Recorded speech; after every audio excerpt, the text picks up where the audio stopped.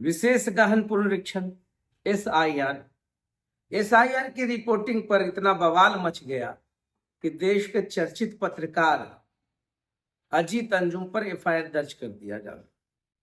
FIR दर्ज क्यों किया गया? प्रशासन डायरेक्ट इन्वॉल्व ना होकर एक बीएलओ से एफआईआर करवा देती है और जिसमें लिखा जाता है कि सांप्रदायिक सौहार्द बिगाड़ने और भ्रम की स्थिति उत्पन्न करने, सरकारी काम में बाधा डालने और इन तमाम चीजों की लिए जो धाराएं हैं उस धाराओं में अजीत अंजुम जैसे पत्रकार पर केस कर दिया जाता है। अब अजीत अंजुम ये सोच रहे हैं कि जब बड़े बड़े अखबारों ने, भास्कर ने, सबने लिखा है, बड़े बड़े चैनल ने लिखा है कि बीएलओ फर्जी कर रहे हैं। कुछ दिन पहले एक वीडियो वायरल हुआ था कि फॉर्म किस तरीके से पुल पर फेंका हुआ है, तो अजीत अंजुम ने बस उसी बात को रख दिया। एफआईआर हो गया क्योंकि चुनाव आयोग के ईगो पे आप टकराने लगे और भाई पूछ लेते कि सर हम रिपोर्टिंग करना चाहते हैं, जो सच्चाई है वो दिखाना चाहते हैं, पब्लिक के बीच में लाना चाहते हैं, हम भ्रम नहीं फैलाएंगे, तब कोई बात नहीं। तो आप डायरेक्ट जो पहुंच गए वो थोड़ा खराब लगा साहब लोग को, इसलिए एफआईआर हो गया। अब अजीत अंजुम भी ठहरे खाटी पत्रकार। एफआईआर में यूट्यूबर लिखा हुआ है, मगर पूरा देश जानता है कि ऐसे लोग, ऐसे सरीखे के लोग एक अच्छे पत्रकार। तो बोले कि भाई पुलिस इधर उधर क्यों घूमेगी, प्रशासन को ज्यादा तकलीफ क्यों दे, बेगूसराय में ही बैठ जाते। अब बेगूसराय में बैठ जाते हैं, आए पुलिस ले जाए। और अजीत अंजुम के ऊपर यह भी आरोप लगता है कि किसी एक पक्ष को वो पीड़ित बता करके सांप्रदायिक सौहार्द को बिगाड़ रहे हैं। जिस तरीके से अगर मैं ये कहूं कि बहुत सारे नेशनल पत्रकार जो कि अपने हिसाब से रिलीजियस एंगल को एक्सप्लोर करके किसी एक वर्ग को भी विक्टिम बता देती है, तो खेल तो दोनों तरफ से चल रहा है। चाहे अजीत अंजुम खेल लें या सुशांत सिन्हा खेल लें या रुबीना लियाकत या बड़े बड़े पत्रकार, सब अपने अपने हिसाब से डिबेट तो कराते ही हैं, सब अपने हिसाब से एजेंडा सेट तो करते ही हैं। तो अजीत अंजुम पर एफआईआर हो गया है।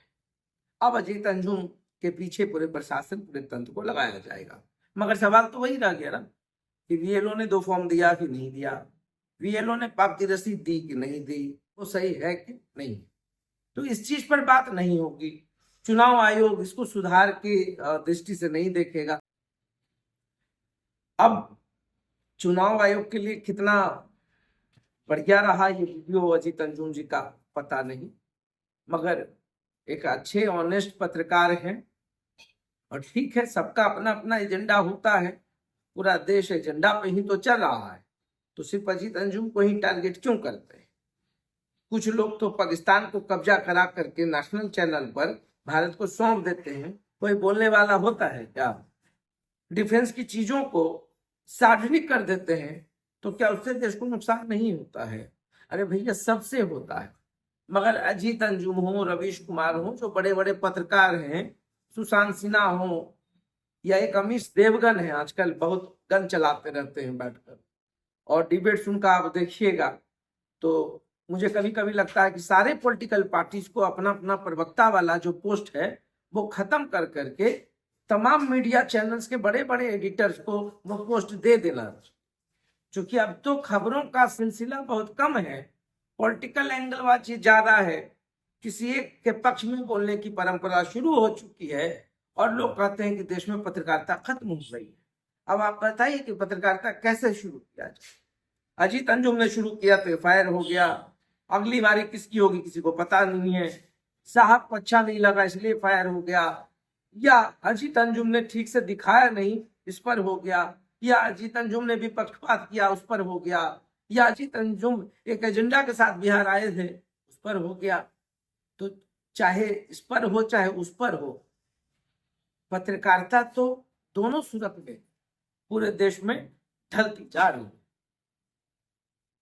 तो आगे क्या होगा पता नहीं है। अब अजीत अंजुम पर कितना कार्रवाई किया जाएगा या अजीत अंजुम को कैसे राहत मिलेगी, तो देखते रहिए साथ। बहुत बहुत धन्यवाद।